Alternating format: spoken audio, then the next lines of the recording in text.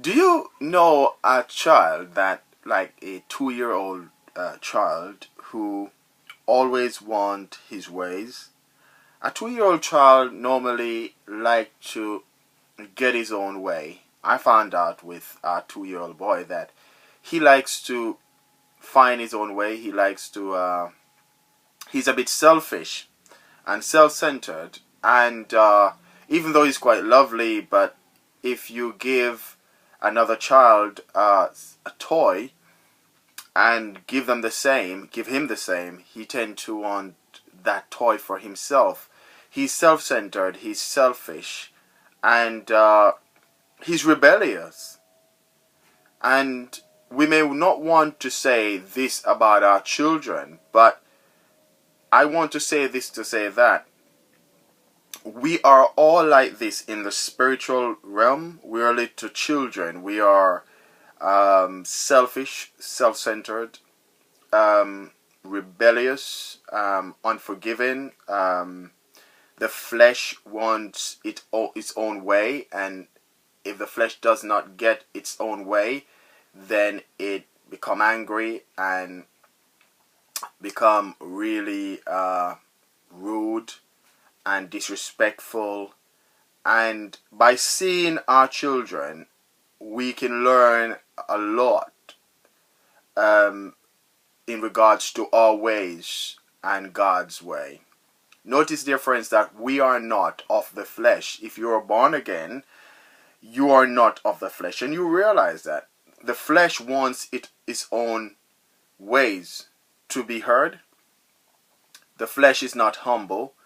The flesh is deceitful. It's full of anger.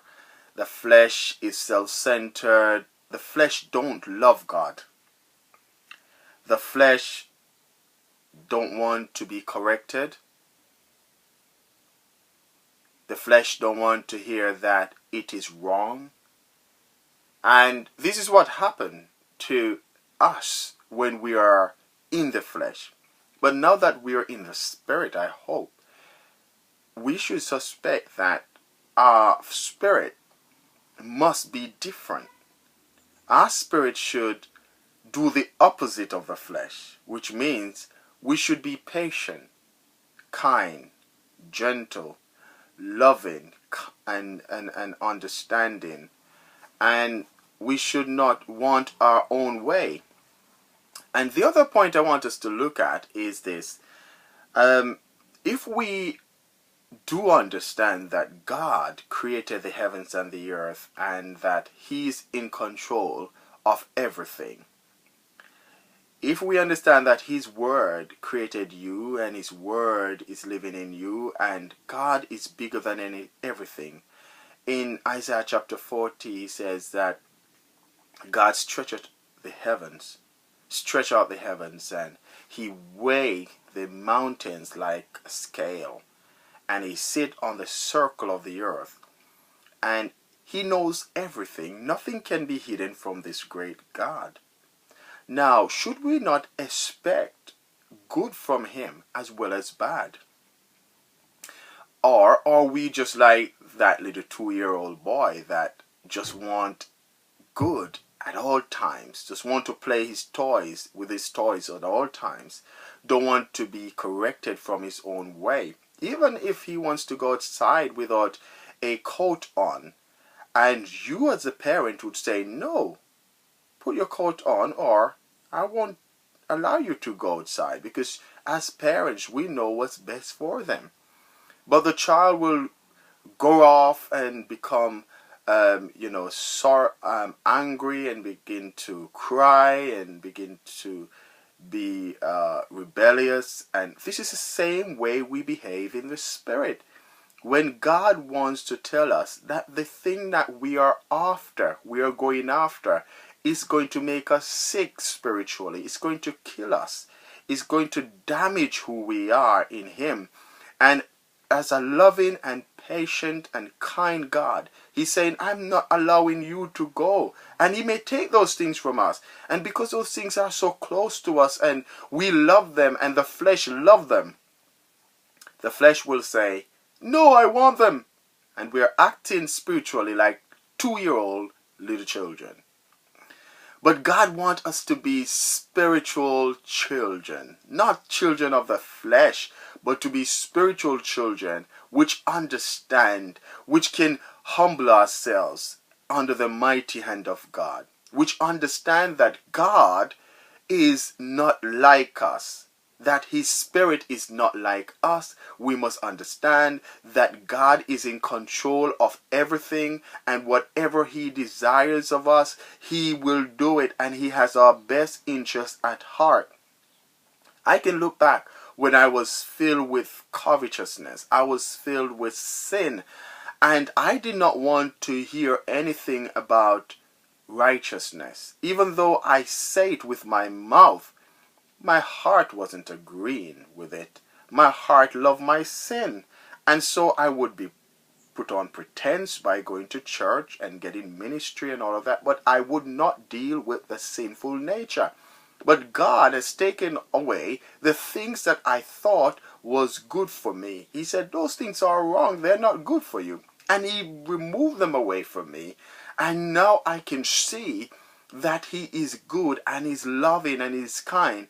And so it's the same thing with us. Should not God have enough understanding and knowledge to know what is best for us? Is not God more wiser, filled with more wisdom? Can we counsel God? Can we tell God that we should have what we have? Or should He not be willing, or should He not know better for us, our spiritual man, to let us know, no, this is not good for you. This is not what I created you to do. I created you to come out of the flesh and to be spiritual. I just want to read from Job, I think Job chapter 40, when